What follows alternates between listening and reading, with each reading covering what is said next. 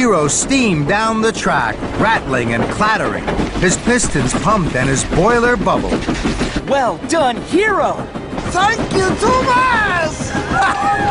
Then there was trouble. Spencer snaked onto the tracks behind Thomas. Found you, Thomas. Spencer! Thomas's wheels whirred like the wind. You won't get away from me this time. Hero chuffed as fast as he could. He wanted to whoosh away from Spencer. Then Spencer saw Hero and gasped. Spencer had never seen an engine as strange as Hero before. Who are you? Hero! Thomas! That engine can't even puff properly. Hero's engine had started to clatter and clunk. His steam dome shook and his cylinders creaked. Hero was worried. Without the last engine part, Hero could only sputter and splutter. Hero's new lamp broke loose and hit Spencer. Now Hero's engine started to judder and jitter. Parts fell off. They clanged and they banged onto the track. No! Don't worry, Hero! You can do it! Thomas, help me! But the harder Hero huffed, the worse he wobbled. Keep puffing, Hero! More parts splattered and scattered from Hero's engine. Thomas! You can do it, Hero! I don't think he can. Hero knew Spencer was right. The master of the railway was once more a heap of scrap. Hero couldn't puff on. Is this what you've been doing, Thomas? Making a heap of scrap for the smelter's yard? Because that's the only thing that this engine's good for. Sir Topham Hatt will make sure of that. Thomas felt terrible. He had worked so hard, but he had let Hero down. How can I stop Hero going to the smelter's yard now? Then Thomas heard another whistle. It was Gordon and the Express. I'll race you to Maithwaite, slowpoke, Spencer! I'll win! Spencer was surprised. He saw Gordon thunder ahead with the Express. Oh, no, you won't, Gordon. I'll win. Spencer steamed after Gordon. His funnel flared and his wheels whirred. He didn't see Thomas looking down a smaller track.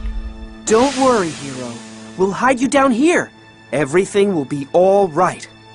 But poor Hero looked sadder than ever.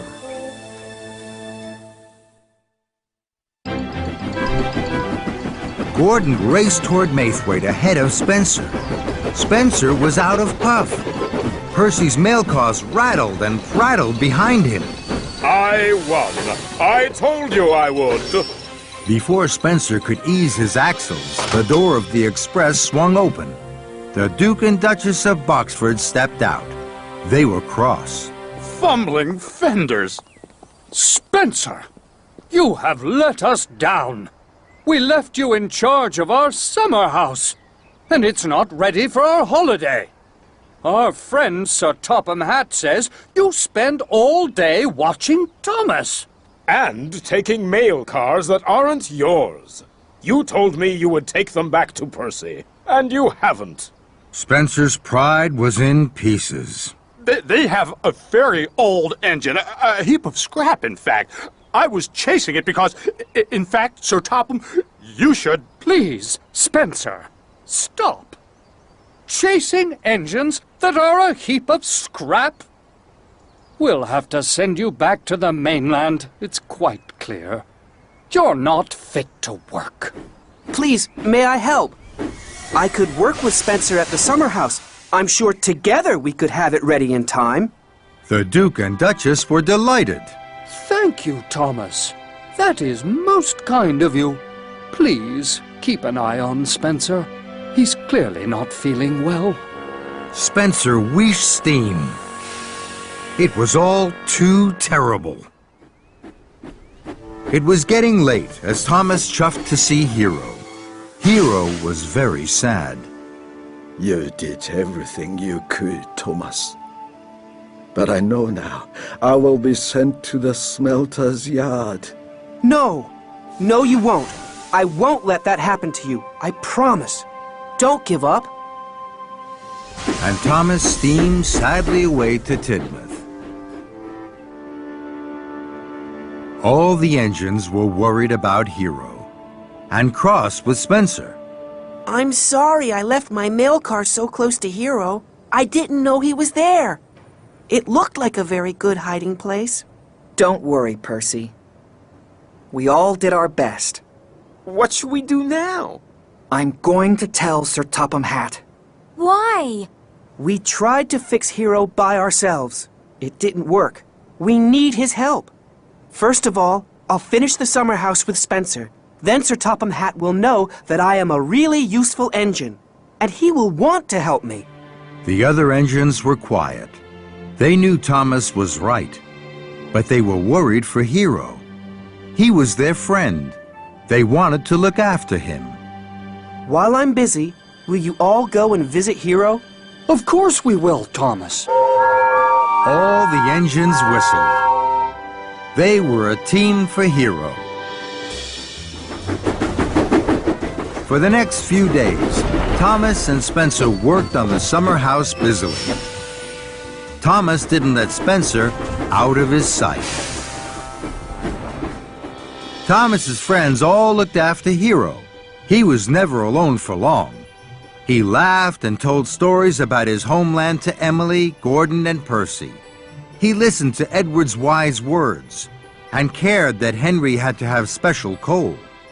He admired James's shiny red coat and thought Toby was very special, the only steam tram he had ever met. The Duke and Duchess came to visit the summer house. It was almost complete. They were very pleased. Spencer beamed. He told them all about it, while Thomas puffed quietly away to see Hero. Hero was happy to see Thomas. Hello, Thomas, my best friend. Hello, Hero.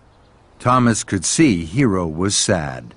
Hero, I won't let you be scrapped. Believe me, tonight I will fix everything. Thomas chuffed back to the summer house, just in time to say goodbye to the Duke and Duchess. Thank you, Thomas. Without you, Spencer would never have finished on time. I have to go to Knapford now. Why? To see Sir Topham Hatt. Spencer snarled. You're going to tell Sir Topham Hatt about that silly scrap engine. I'll get there first to make sure your plan doesn't work. That engine will be sent to the smelter's yard, where he belongs. So Spencer pumped his pistons and clickety-clacked after Thomas. Thomas heard Spencer's wheels whooshing and whirring behind him. I'll puff hardest. I'll chuff quickest. I know I can. Thomas and Spencer had the race of their lives. Thomas steamed over bridges and whizzed through tunnels. He slipped through junctions and raced round bends. Spencer thundered and roared, but he couldn't get in front of Thomas. At a junction, Thomas puffed ahead. Then he turned quickly onto a sidetrack.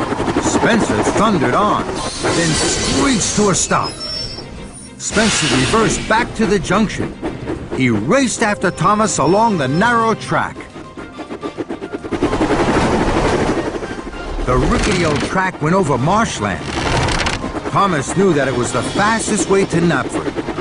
Thomas huffed, and Spencer puffed. Spencer was closer and closer. Then there was trouble.